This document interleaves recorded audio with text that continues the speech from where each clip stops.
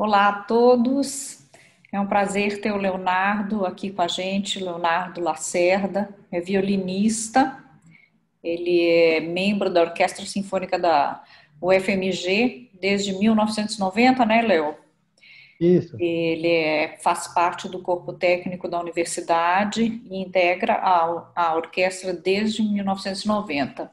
O Léo tem uma grande experiência na área de violino, já foi espala de muitas orquestras, fez o bacharelado dele aqui na UFMG, com o Alberto Jafé, é isso?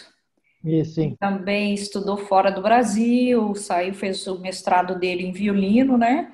Na Aham. Universidade de Iowa, Uhum. com o professor Leopoldo Lafosse. Depois você conta um pouquinho essas experiências para a gente. Aham. Tá? E o Léo Aham. depois escolheu um outro percurso que a gente, se der tempo, a gente conversa um pouquinho também sobre isso, tá, Léo? E o Uhum. Léo, além de violinista, tem uma grande experiência como espala e como instrumentista, educador e na área de música, né? E músico ativo mesmo, realmente, com uma grande experiência. Ele também entrou para a área de neurociência, né, numa especialização e agora no doutorado dele. Então, depois, se Uhum. der tempo, no final, a gente podia conversar um pouco sobre isso, né, que eu acho que imagino Ah. que essa área também te ajude a dialogar e ajudar a se organizar um pouco aí nesses tempos de pandemia, né? O nosso Uhum. assunto de hoje é o estudo na época de pandemia, né? Uhum.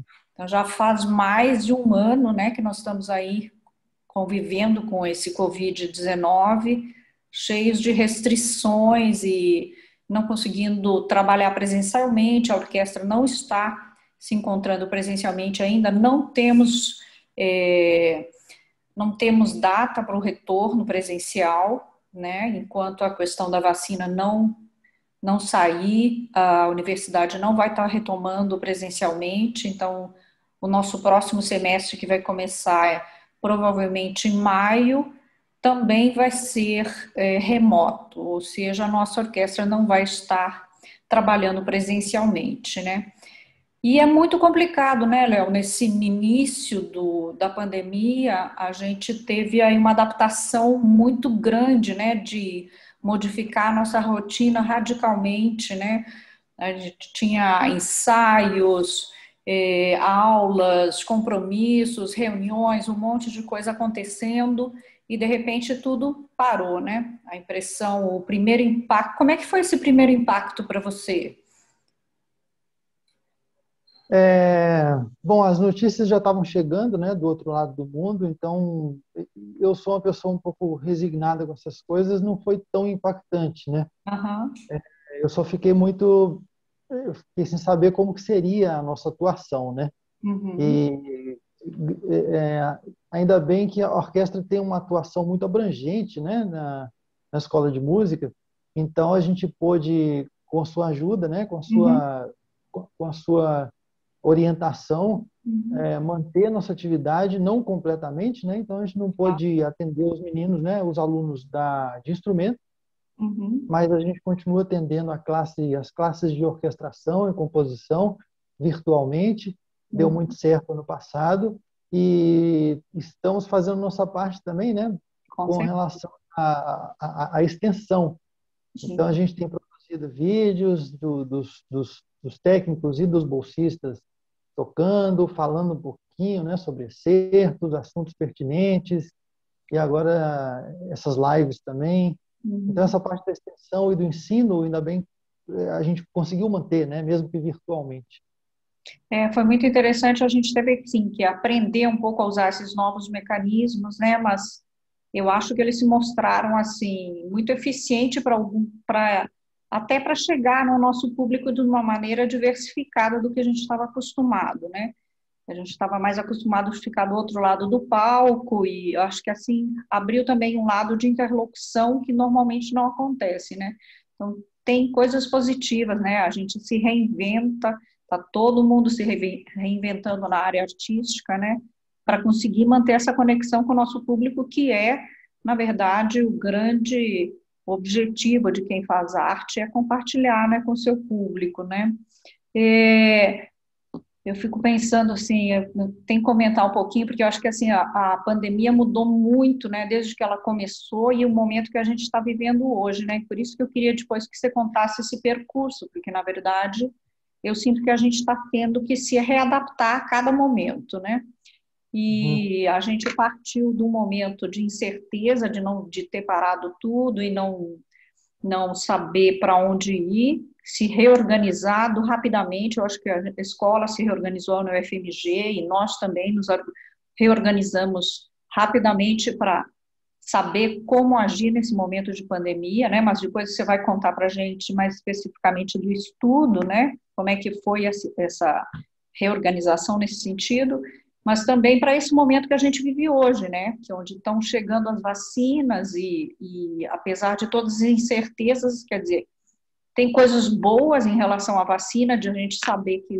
o país tem um sistema de saúde, né? O SUS, que tem 1 milhões de postos, tem acho que 37 mil postos de saúde, que tem uma capacidade, uma organização capaz de estar vacinando 40 milhões de pessoas por mês, né? Então, só esperamos aí, né, Léo, ficamos na torcida para que o governo aproveite o nosso sistema de saúde, que realmente é muito bom e tem uma capacidade para estar ajudando nesse processo agora, né, tomando a frente aí para ajudar a vacinar todo mundo, que é o desejo, né, de todos agora, né? Mas esse momento está bem diferente, né? A gente já está um pouco mais à vontade com as mídias e aprendendo a usar elas melhor e se comunicar com as pessoas de uma maneira diferente. Mas vamos voltar de novo e falar especificamente sobre a questão do estudo na pandemia. Eu acho que, assim, para você que é uma pessoa que tem tanta experiência, essa metodologia de estudo que você poderia compartilhar, talvez com os alunos, assim, para eles se organizarem, às vezes eles ficam meio perdidos, né? Com não estando mais indo, não tendo que ir para a escola, ter aquela rotina de ir para a escola estudar, mas ficando em casa o tempo inteiro. Como é que se organiza a vida, assim, né, de estudo?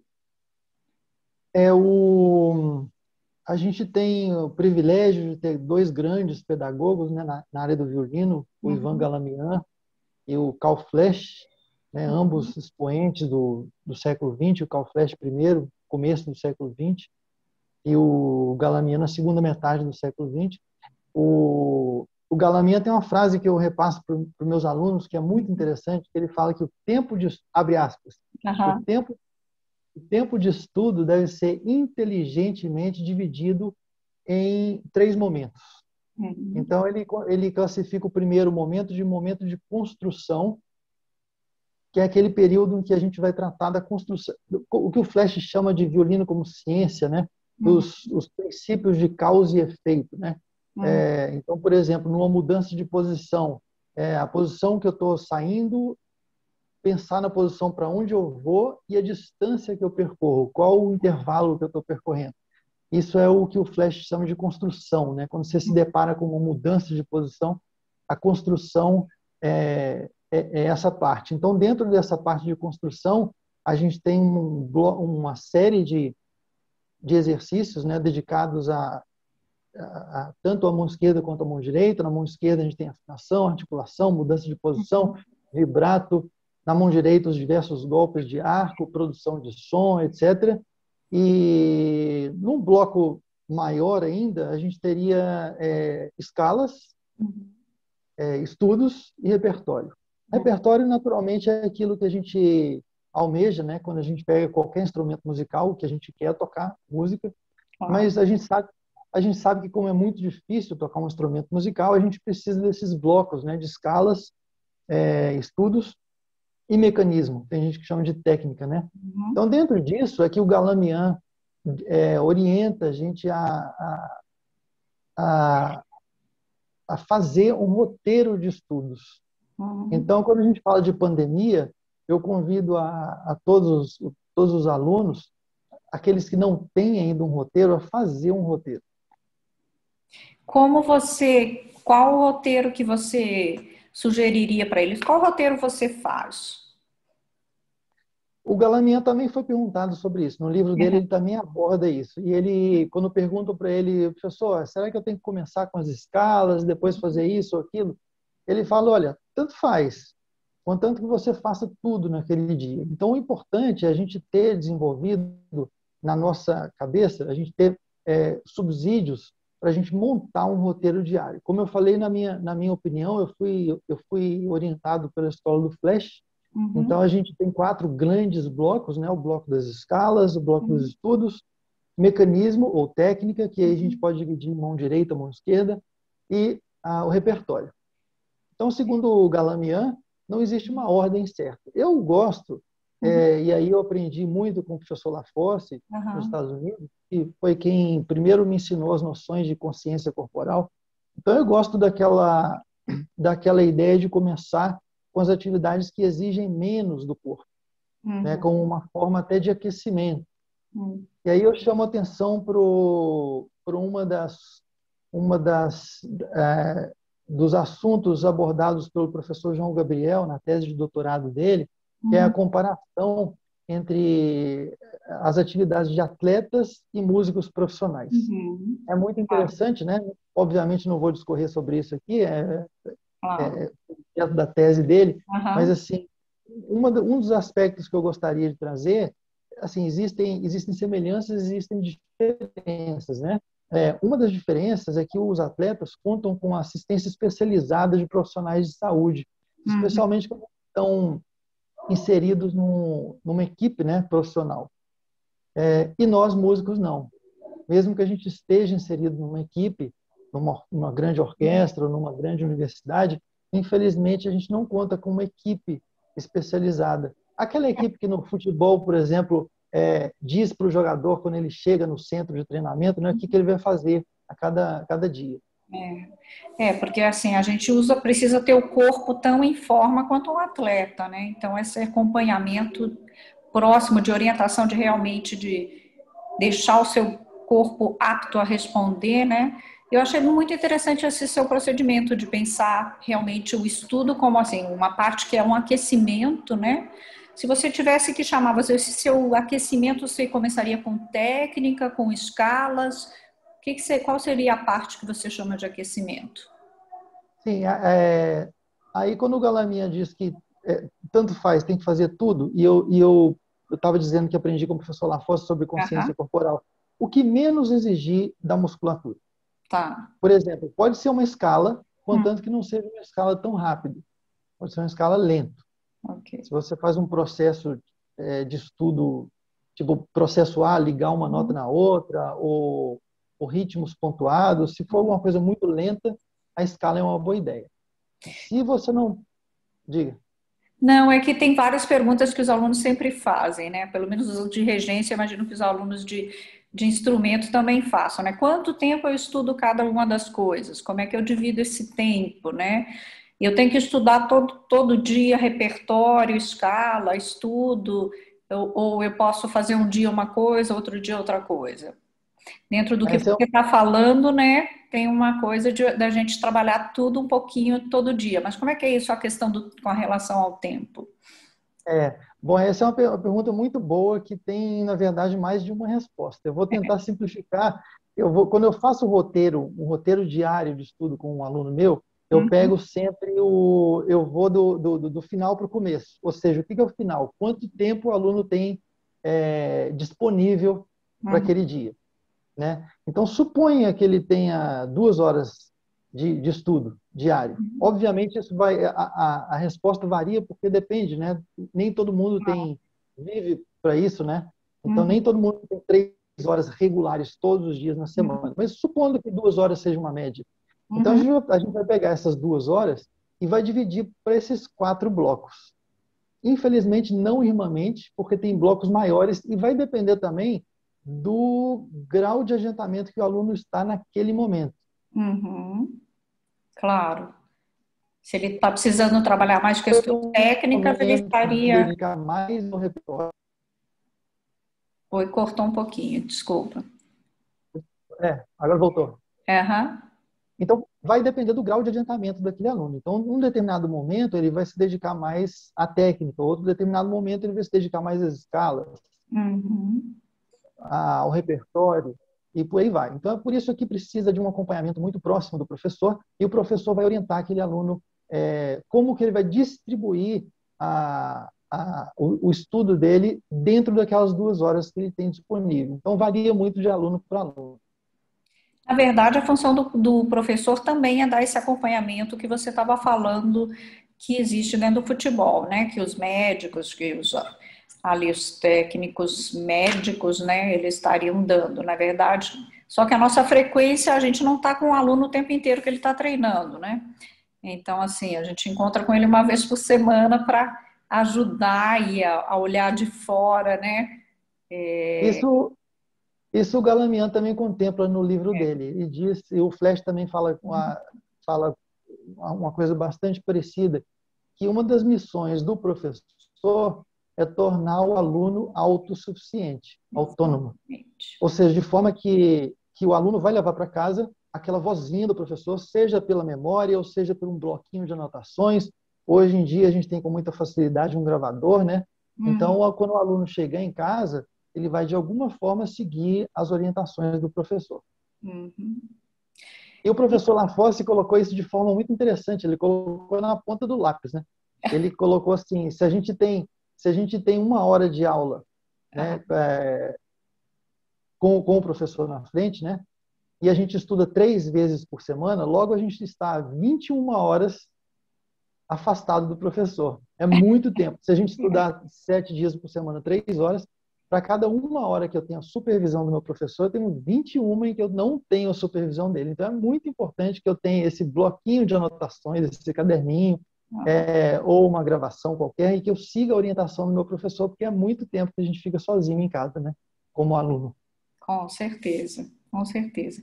E para aqueles que estão ficando desanimados com essa falta, principalmente dessa convivência e dessa troca, né, que a aula presencial dá, o que que você tem sugerido para eles? Infelizmente, não tem jeito, né? Essa é uma discussão em voga, né? Aham. A volta das aulas presenciais nas escolas normais tem suscitado muita discussão e tem gente que fala assim, mas pode ir para bar, pode ir para praia, mas não pode ir para a escola. Não é bem assim, um erro não É, justifica o outro. Então, se é a claro. pandemia, se as autoridades sanitárias indicam que a gente mantenha o isolamento e que fique em casa, infelizmente não tem o que fazer, né? A gente tem Uhum. que procurar uma forma realmente de procurar auxílio para quem está com mais dificuldade com relação a aspectos mentais, que é bastante compreensível. Mas não tem muito o que fazer. Agora, a boa notícia é que a gente vive num mundo globalizado, informatizado, então a gente pode ter conversas como a nossa aqui, né? A gente está em outro bairro, a gente está distante um do outro, e a gente pode se orientar mesmo assim. Então, procure seu professor, procure os colegas, façam grupos de discussão, é, e, e a gente vai se virando assim. Exatamente, e além dessa coisa de nós estarmos próximos, né, de aproximar as pessoas, também aproxima as pessoas a nível global, né, porque hoje tem workshop acontecendo para tudo que é lado, né, se o aluno quiser participar e ter também orientação do que está acontecendo fora do Brasil, ele vai ter com muito mais facilidade do que antes da pandemia, na verdade, né, Sim, porque tem acontecido muito webinars que antes os nossos alunos não tinham acesso, né? Que estão abertos para pessoas do mundo inteiro. Então, eu acho que, assim, na verdade, se abriu um leque de oportunidades, né, que antes não existiam. Para você poder fazer um festival, você tinha que acontecesse na Alemanha, você tinha que ir até a Alemanha, né? Arcar com os gastos de passagem, hospedagem e tudo mais, né? Agora, você pode fazer por um webinar à distância, né? Então, assim, tem coisas também positivas que é aí que a tecnologia está nos ajudando, né?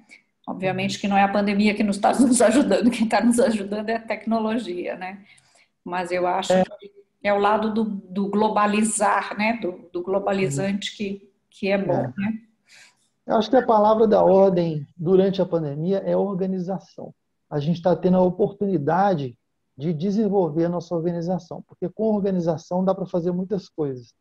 A gente vê aí grandes vultos da humanidade declarando, né, que leem não sei quantos livros por semana ou por dia. Não é porque o cara é muito inteligente, é porque ele é muito organizado, né? Qualquer pessoa, eu que não sou, você não precisa ser muito inteligente, mas você tem que ter uma certa organização. Então, na nossa tentativa da primeira live, eu estava citando um jogador brasileiro, né, um jogador de É verdade. basquete, o Raulzinho, Raul Neto. Aquilo me impressionou muito. Foi bem no início da pandemia, e ele declarou numa entrevista que estava criando uma rotina que ele não tinha antes, né? Porque antes ele saía de casa, ia para os treinos e, como eu falei, eles têm uma equipe especializada de profissionais que indicam o que eles vão fazer a cada momento. Agora é treino físico, agora é treino coletivo, agora é musculação, sei lá o quê. Então ele estava tendo que se organizar em casa, criar uma rotina para manter a atividade física, para manter o horário de acordar de manhã, para manter a hora de fazer a barba, para a gente não deixar a coisa degringolar. Eu tenho amigos que trabalham remotamente de casa, mesmo antes da pandemia, e eles me diziam isso já há bastante tempo. Léo, eu trabalho em casa, mas isso não significa que eu tenho tempo livre. Eu tenho que, muito pelo contrário, eu tenho que me organizar bastante, porque se eu não me organizar, eu acabo acordando mais tarde e o meu trabalho não rende. Claro, exatamente. E nós seres humanos, a gente funciona muito com esse relógio, né, que é chamado dia, né? Então, assim, tem hora para almoçar, tem hora para acordar, tomar o café, horário para trabalhar, horário para almoçar, e temos horários para todos, né? E realmente, se a gente não planejar esses horários, o tempo vai passando e vai escapando da mão, né? Aí, quando você chega no final do dia, você não produziu, né? E essa palavra produzir, eu até não gosto muito dela, não, sabe, Léo? Eu acho que, assim, na música, assim, a gente se alimenta demais, né, com o que a gente faz. Então, assim, você não deixa de comer, você não deixa de tomar café da manhã, você não deixa de almoçar. Então, você não deixa de tocar, você não deixa de estudar música, porque é um outro tipo de alimento, né? Então, assim, eu acho que se a música entrar na rotina da gente como um alimento, alimento da nossa alma, do nosso objetivo profissional, né, da nossa realização profissional, ela começa a ter um sentido muito maior e ela fica, não, e o estudo não pesa, né? Na verdade, você sente falta dele, é que nem se você não tivesse se alimentado, né, naquele dia. Você vai sentir falta, seu corpo vai sentir falta, sua mente vai sentir falta, né? Então, eu concordo plenamente, eu acho que, assim, essa coisa da rotina, ela é fundamental, né? Eu acho que é uma dica excelente que você está dando aí para os alunos, realmente. Né? E sabe outra coisa interessante que a organização acaba puxando?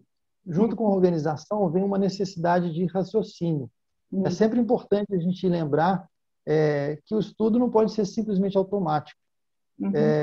Recentemente eu passei para alguns alunos um trechinho de um vídeo que o Isaac Perlman tem no YouTube, está disponível no YouTube, em que ele fala exatamente isso. Se você está estudando de forma automática e você toca a mesma passagem 3 vezes e as 3 vezes ela está desafinada, você está estudando para tocar desafinado.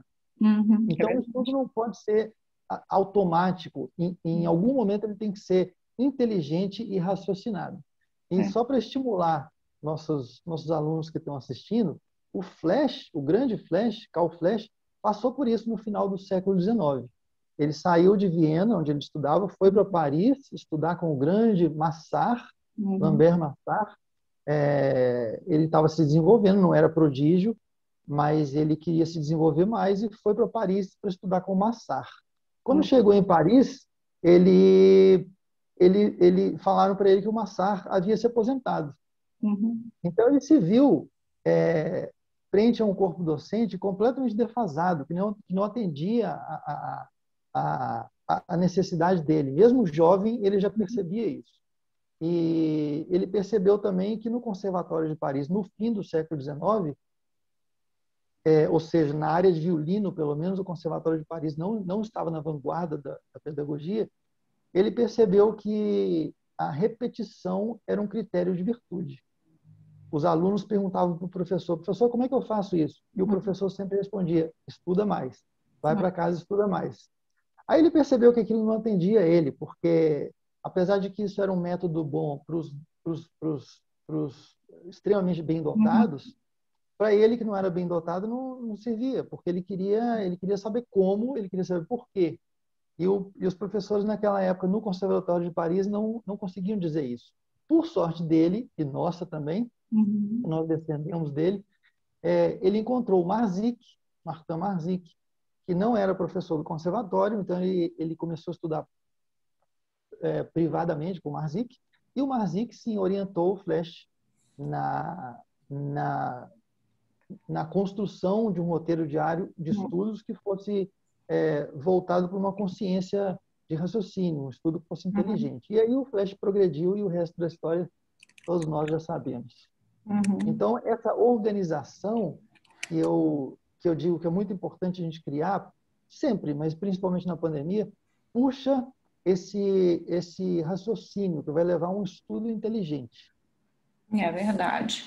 Tem um livro que eu estou lembrando agora, mas eu não estou conseguindo lembrar o autor. Quem sabe você me ajuda a lembrar. Chama, não sei se você conhece, chama The Perfect Wrong Note, Não. que é muito interessante. Ele fala justamente isso, né? Sobre como você utilizar a sua inteligência, né? E inclusive utilizar o erro como uma ferramenta de construção do acerto, né? Que você aprende Isso, através do erro. Então, você isso, não repete o erro, né? Você aprende através dele. isso. É muito interessante. Eu queria lembrar o nome do autor, não estou lembrando agora. Depois quando eu lembrar, eu compartilho com vocês. Mas é um livro assim excelente. É um pianista, um professor de piano que fala. Vale a pena ler esse livro. É muito bom assim. Inclusive ele fala que pessoas, que adultos nesse sentido, que a gente sempre ouve falar muito, que as crianças têm mais facilidade, que obviamente a destreza física para uma criança é mais simples de acontecer do que para um adulto. Mas pelo outro lado, ele reforça que o adulto tem um raciocínio, né? E ele pode tirar mais vantagem do raciocínio para o seu estudo, para avançar no seu Exatamente. estudo, né? Então é bem Exatamente. interessante, exatamente o que você está falando, né? Então, ele pode organizar o seu tempo, pode fazer o seu planejamento, pode seguir, pode analisar o erro, né? E aprender Tal- com o erro, né? talvez a pandemia ajude, né, nesse sentido, porque fora da pandemia, no dia a dia, a gente acaba sendo pego por aquele meio que um rolo compressor, né? Você sai da aula, vai para casa, vai para a aula, vai para casa, e acaba que você não desenvolve, pode acabar não desenvolvendo o raciocínio por cair nesse automatismo que é bom algumas vezes, mas não é tão bom outras vezes. E deve ser exatamente o assunto que esse livro trata. Eu estava tentando buscar aqui, ver se eu acho o nome do livro para compartilhar com o pessoal, mas acho que só buscando na minha prateleira mesmo, que aqui eu não vou achar assim rapidinho. Mas Outra, depois. tem uma anedota também. Não, desculpa, Ah, essa não é uma anedota, esse é um fato ah, verídico ah, que aconteceu com Heifetz. Aliás, aconteceu um caso parecido com o Heifetz. Foi o seguinte, ele tava tocando, né? Ele tinha ah. um belo instrumento e no final do recital alguém chegou para ele e falou: "Senhor Heifetz, o seu violino soa maravilhosamente bem." Aí ele pegou o violino, colocou no ouvido e falou: "Não estou escutando nada." Foi uma forma, foi uma forma dele dizer assim: eu tenho um instrumento maravilhoso, mas o responsável pela produção, pela emissão sonora sou eu, através do meu estudo. Claro, com E certeza. O Kreisler tem uma passagem semelhante. Após um recital também foram elogiar o som dos Stradivarius dele, e ele já estava ele já estava chateado com aquela situação, né? Porque ele também pensava como Haydn, porque o som é meu, não é do violino. Aí o Uhum. que ele fez? Ele foi numa loja Aham, antes de um recital, comprou um violino muito baratinho, aham. tocou o recital com aquele violino. Ao final do recital, foram lá de novo e elogiaram o violino dele. Ele pegou o violino, quebrou, partiu o violino no meio e falou com convicção: o som não é do violino, o som é meu. Então, para atingir isso, né, para atingir esse nível essa pureza sonora, a gente precisa praticar. E praticar através de um estudo inteligente, um estudo raciocinado, não só de repetição, né? Ah, com certeza. Aliás, eu estava falando disso, não terminei. O Flash, quando estava no Conservatório de Paris, no final do século XIX, repetição era o critério, era considerado uma virtude, né? E ele percebeu, não para mim, eu não vou chegar em lugar nenhum se eu ficar só repetindo, eu preciso que alguém me diga como fazer isso, eu preciso que alguém me diga por que eu tenho que fazer isso e não aquilo. Então, através desse método racional e lógico, foi aí que ele se desenvolveu, com a ajuda do Marzik. Com certeza. E buscar aproveitar a pandemia, né, Léo? Além dos momentos de estudo, quer dizer, você ouvir música e você agora com a internet é tão fácil assistir concertos pela internet, né? Você vê grandes mestres tocando também é uma maneira, né, de você continuar ativo, né? Você aprende, a gente aprende muito vendo, né? Sim, Eu tinha uma professora na Unicamp, a Nisa de Castro Tanque, que foi uma cantora fenomenal. E a gente aprendia demais só de ouvir ela cantar. Assim. Então, ela nem sabia explicar tão bem o que ela fazia, mas você ouvia e você imitava ela. E assim, as pessoas não tinha tanto aquela didática toda, mas os alunos dela todos cresciam demais, porque ela sempre demonstrava como era feito, né? Como se fazia. Então, eu acho que hoje em dia as pessoas também podem, além de estar com essas aulas que remotamente, com esse estudo em casa, também podem estar participando de festivais, webinars, podem estar assistindo grandes virtuosos e grandes instrumentistas na internet com uma facilidade muito maior que na minha época, por exemplo, a gente não tinha acesso a isso, né? Essa é outra coisa muito importante também, né? Na escolha de um professor. Quando a gente vai entrar numa universidade, a escolha do professor é definida por isso. Qual é o meu canal de comunicação mais ativo, né? Se é o visual, é o auditivo, é o sinestésico, porque existem grandes professores que têm métodos racionais de ensino e grandes professores, como você citou, né? Que são mais intuitivos e são muito bons também. E a gente tem que saber qual professor que nos atende melhor. Com certeza. E o aluno não precisa saber de antemão tudo, né? Ele pode também ir experimentando e aprendendo com cada professor que ele vai participando, vai tendo aula, né? Ele vai aprendendo com cada um. Eu, como aluna, sempre tive muita clareza que eu tinha sempre o que aprender, coisas diferentes, visões diferentes, na verdade, complementavam e enriqueciam minha formação, né? Então, acho que isso é bem importante, a gente estar aberto, né, para esse enriquecimento, né, para É olhar. muito importante, é muito importante essa observação sua, é muito importante você ter lembrado disso, porque a gente que toca violino muitas vezes acha que só vai aprender com violinistas, né? Eu tive a alegria, a oportunidade de fazer um curso de férias na Espanha. Um dos professores de violino era o Zakhar Bron, um grande professor do Vingerov, do Spivakov. Mas entre as aulas dele, as aulas eram intercaladas, sabe? Eram em módulos. Na verdade, eu cheguei uns 4 dias antes no festival, então, nesses 4 dias eu não tinha aula de violino, mas as aulas de canto estavam acontecendo, com a Teresa Berganza.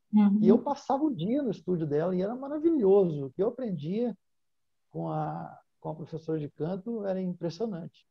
E muitas vezes a gente está estudando um concerto de Mozart, por exemplo, e um professor de piano ou um professor de canto tem mais a ensinar para a gente do que o nosso estudo individual em casa.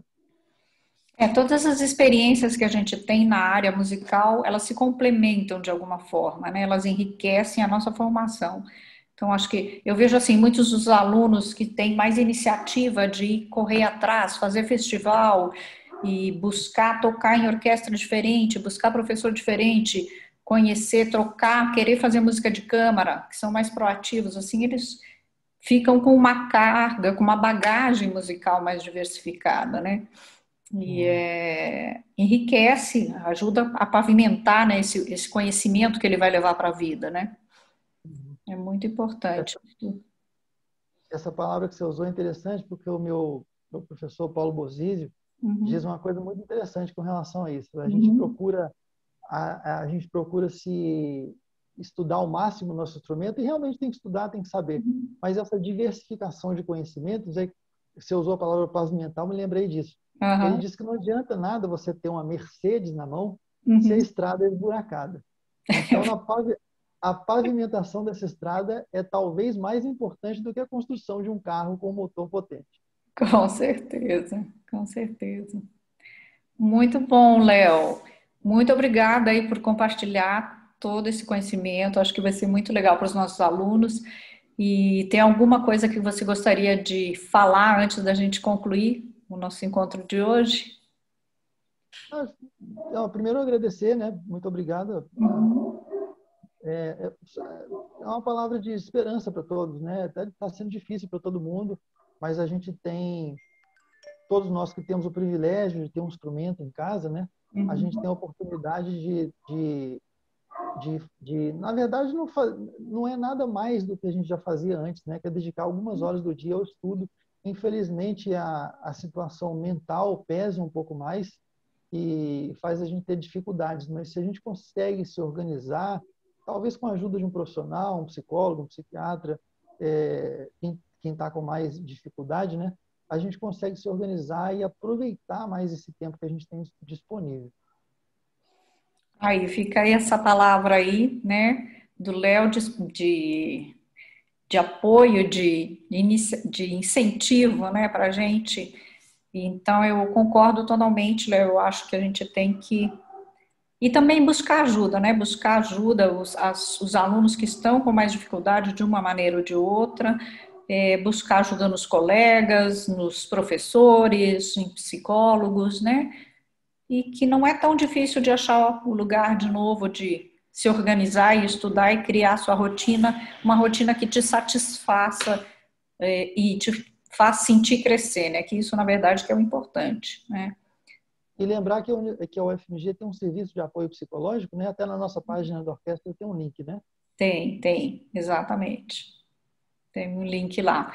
Podem visitar a nossa página, tem várias informações interessantes, inclusive tem os vídeos, né, sobre excertos de orquestra que os técnicos colocaram lá.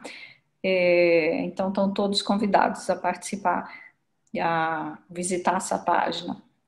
Léo, muito obrigada, boa Eu que noite para agradeço. você e nos vemos em breve, espero. Obrigado, professora. Boa noite. Boa noite. Tchau.